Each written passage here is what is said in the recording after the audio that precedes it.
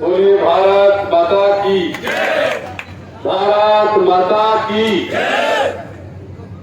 मैं आज सबसे पहले हजारों की संख्या में जो पधारे किसान भाई, उनका मैं हृदय से आभार व्यक्त करता हूं, क्योंकि आज इस मंच पर हम लोग बैठे हैं तो आप सबों की ताकत से बैठे हैं।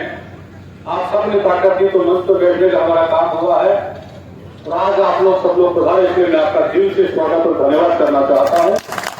सम्मानित मंच और जवान और अनुभव का मिक्स आज जो मिश्रण देखने को मिला, मुनावर की धरती से चल करके हजारों किसान अपना साधन लेकर के किसानी का वक्त होने के बाद भी केवल इसलिए घर से निकल करके आए, जाने वाले वक्त के अंदर जब पीढ़ी हमसे पूछेंगे, हमारी आने वाली पीढ़ी हमसे जवाब मांगेगी कि जब आपके पड़ोस में जिला बनने का काम हुआ, और जब आपका जिला कहीं दूर जाने का काम हुआ, तो आप क्या कर रहे थे? आप सब लोग इसलिए आ रहे हो, क्या उस दिन ये बात कहो कि हम लड़ रहे थे, हम तानाशाहों से लड़ रहे थे, हम उनके घुटने के बल लाने का प्रयास कर रहे थे। लेकिन ऐसे लोग जो न संविधान को मानते हैं, न विधान को मानते हैं, न जनता को मानते हैं, वो अपने आप केवल वोट चोर सबसे बड़े मानते हैं। इसलिए हम उनसे लड़ने का काम हम लोग कर रहे थे। साथियों, ज्यादा लंबी कोई चर्चा मैं नहीं करूंगा, लेकिन मैं एक बात आप सबसे कहना चाहता हूं, ये लड़ाई ललित यादव की नहीं है, ये लड़ाई दीपचंद खैरा जी की नहीं है, ये लड़ाई रोहतास जी की जिंदगी की नहीं है, ये लड़ाई हम सब की लड़ाई है। इस लड़ाई में हम सबको आगे आना पड़ेगा। साथियों, आज जिले के नाम बदलने का काम किया।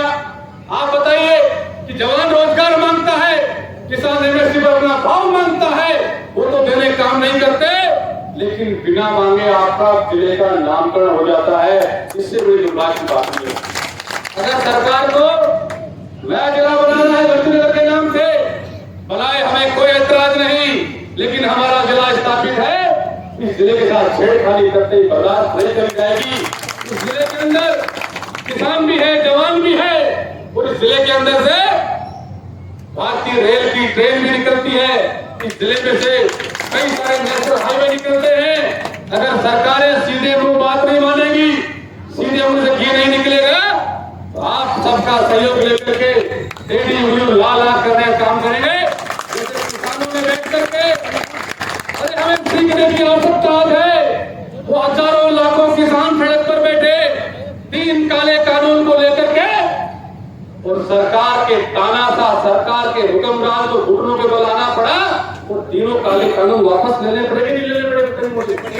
तो इसलिए आज जो ताकत है, कोई भी नेता अपने घर से नहीं होता है, कोई एमएलए अपने घर से नहीं होता है, एमपी अपने घर से नहीं होता है।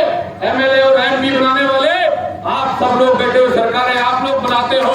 इसलिए सरकार तो आपकी जेब में है, सरकार आपके मुट्ठी में है। साथियों, अपने आप को कमजोर मानने की आवश्यकता नहीं है। हम लोग आज तो हजारों की संख्या में आए, ठीक कह हमारा भाई भीमराज की जब जरूरत पड़ेगी लाखों लोगों की, तो लाखों दीवाने आपके बीच में आने काम करेंगे, लड़ाई को काम करेंगे, क्योंकि लड़ाई हम सब की लड़ाई है। ये लड़ाई आने वाली पीढ़ी की लड़ाई है, ये लड़ाई हमारे हक की लड़ाई है।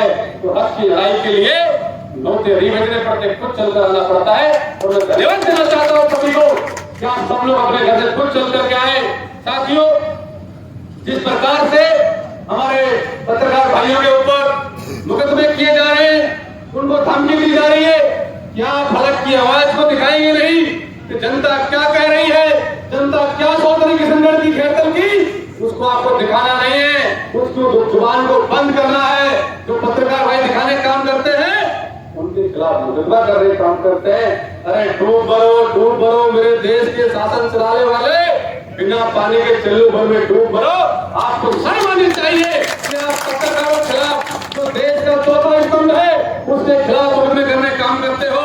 और आपके खिलाफ जब एक आदमी घर से निकलेगा और मुकदमे करने काम करेगा, तो आपने हमारे किसान भाई को, आपने हमारे व्यापारी भाई को, आपने लोकसी करने वाला बताया है, आपने श्री राम को नहीं मानने वाला बताया है।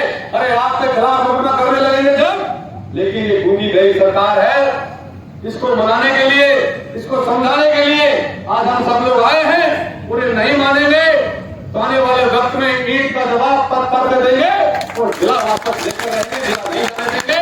अगर शौक है आपको नए जिले बनाने का, हमने बनाए थे, आपने तोड़ दिए, आपको बनाने का शौक है तो आप नया भर्ती नगर बना दीजिए, हमें कोई ऐतराज नहीं। लेकिन जिले से छेड़खानी फैक्टर से नहीं होने देंगे। क्यों नहीं होने देंगे?